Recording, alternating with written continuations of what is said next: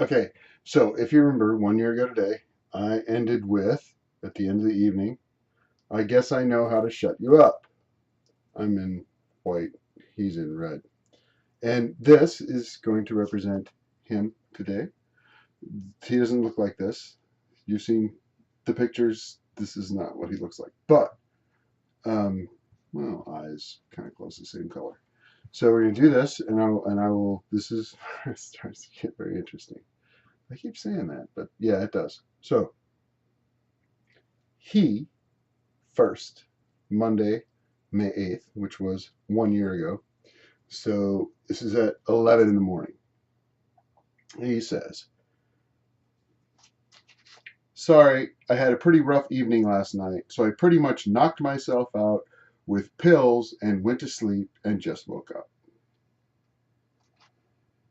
It's okay. I was worried about you, is all. Glad you rejoined the living. It's alive! We just got a little picture of a ghost on there. See, there's a little ghost. And then I'm working, so at 2 in the afternoon, I say, hooray! And he says, yes, yes. And then at 5 o'clock, I say, crazy day. I'm whipped. I'm very tired. He says, oh, really? Well, we all can't just lay around in bed all day. Hey, I'll have you know I went and got up and went to Walmart today. I say, not whipped like I need to be. That's a joke. Totally. Ah, proud of you. Because he went to Walmart. Oh my. Integrating back into society, about him. I was thinking about how long it's been since I've gotten to give a massage. Oh, me. Wondering who might be in need of one, because I used to be really good at it, which I was. I actually learned from some nuns, but that's a whole nother blog. And then at 5:09, you can try it on me. Then, as I was mowing, because it was mowing yards, I was thinking about your poor, battered, bedridden body. And then I got to thinking about it. So, and then I got excited thinking about it. And then I stepped in some dog poop and my train of thought derailed. Ha ha. But I fantasized about helping him with the massage. And then I go into detail about how I do that and what um, areas of the body specifically get attention. And then I get really, really into it. And then I say, can I ask you a question? Have you ever been to Disneyland? See, because I'll change the subject like that to kind of mess with people. And he says, yes, I have. You were supposed to wait until I was there to tell me. Now you wrecked it. He says, you've lost me. Of course I did, because I throw in a lot of non sequiturs. And then he says, you had me going. I thought that was hot. And then I make a little pun and uh,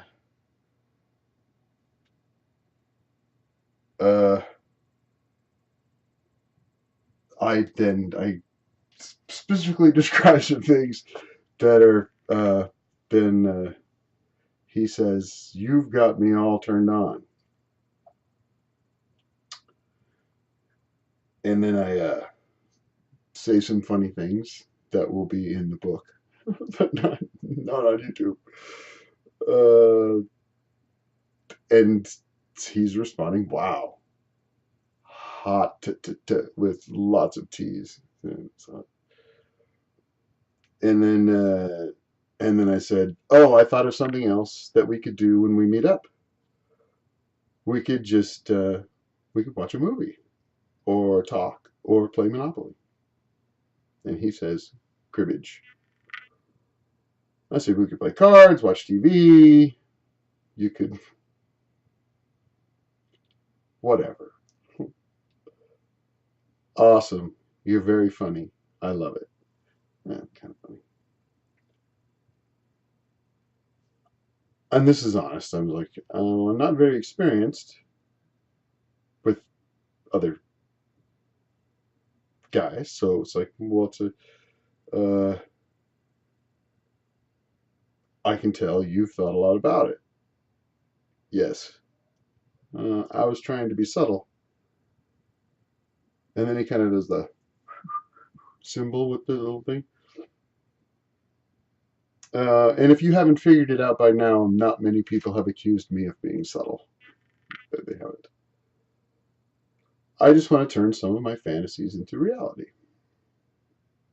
with some nice looking young man, which I phrase a little differently. And he says, nothing wrong with that. And I say, well, do you know of anyone? He says, I may. Do you have anyone in mind? I have someone in mind. He says, just one.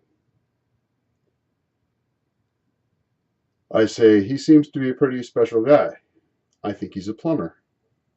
Is that who you're thinking of? He says, oh, cool. Hey, I'm a plumber too. Maybe you know him. He's dreamy.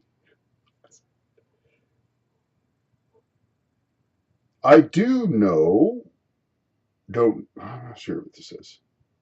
If he's a hot guy, but yes, I don't know that it is. I don't know what he's talking about there. I say, somebody thinks you are. Smiley face.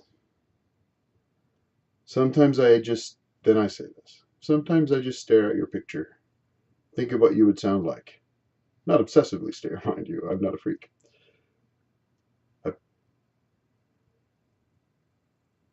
I bet you look good, not just because you have a nose that looks like it works properly.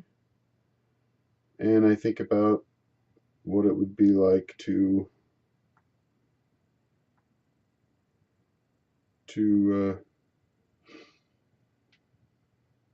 be with you, and how weird this conversation would be if my phone got hacked, or if I was accidentally texting a family member. Who is this? Oh, looks like I put you to sleep again. My bad. Because this is like a long exchange of nothing back. And he says, no, you didn't. I was talking with a friend. Ah, yes, you were. Just kidding.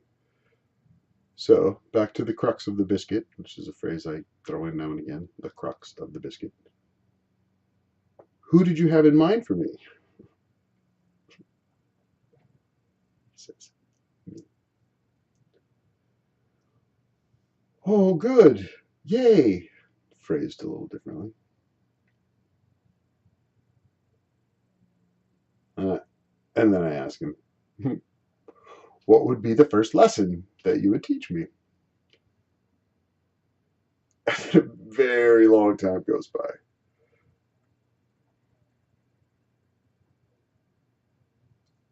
Let me guess. Patience. First lesson is patience. Yeah, I was supervising the planting of some flowers I bought before my surgery. Before surgery, he says. Excellent. You're fully on the mend. Yes, I am. I'm counting the minutes. Okay, switching to hours because he was not. He had to wait until he was better before he could see anybody or do anything. Supposedly. And then after a long, long wait, I say, okay, I'm switching to hours, from minutes to hours. And then he says, okay, going to lay down for a bit. Don't want to overdo it. Cool. Rest well, keep well, and be well. And 2 hours later, him. Hey there. I'm like, hey, how are you? Dandy. And you? I'm well. Good. Totally well? Like all healed up? Yep. 100%. You should send me your photo again. I can't see any of them. About time.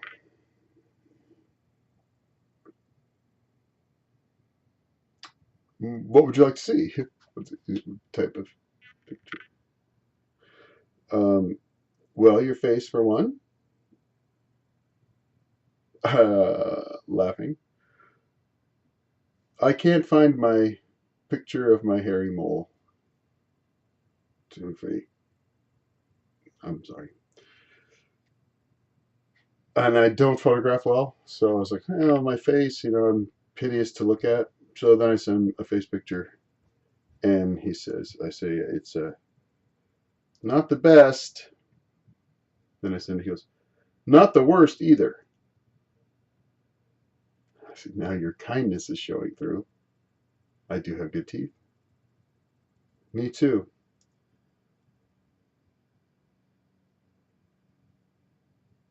Good thing.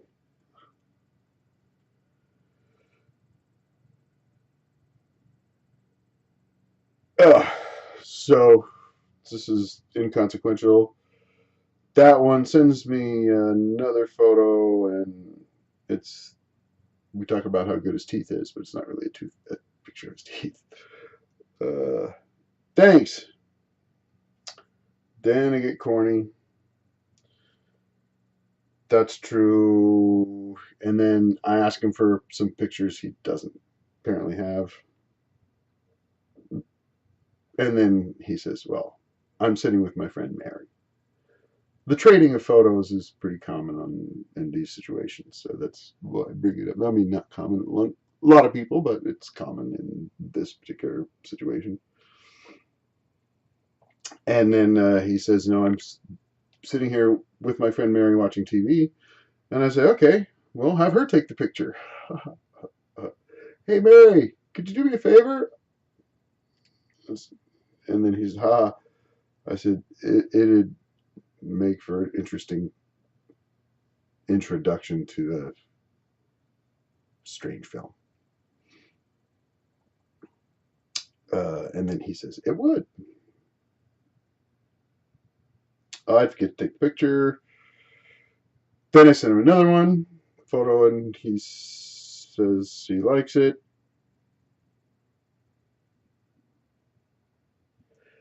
And then there's some interesting banter about how we're both seem to have something in common in terms of our feelings at the moment toward each other.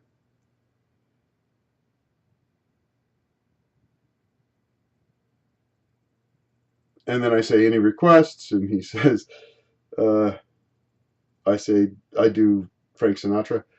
Well, and he says, oh, well, can you do some Sinatra, actually? Do you sing karaoke? Yeah, when I lived in Japan, I did it all the time. I could do a pretty good John Denver. They all wanted me to sing like him, laugh, but I can only listen to Lucky Mountain High so many times. Okay, then he's getting ready for bed. I'll chat with him more tomorrow. So that's it. That's it. A little banter back and forth for this on the 9th, and then he's getting ready for bed.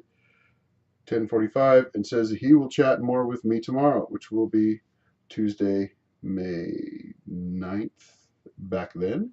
And actually, I will do the same. I will chat with you more tomorrow when things get much, much more interesting.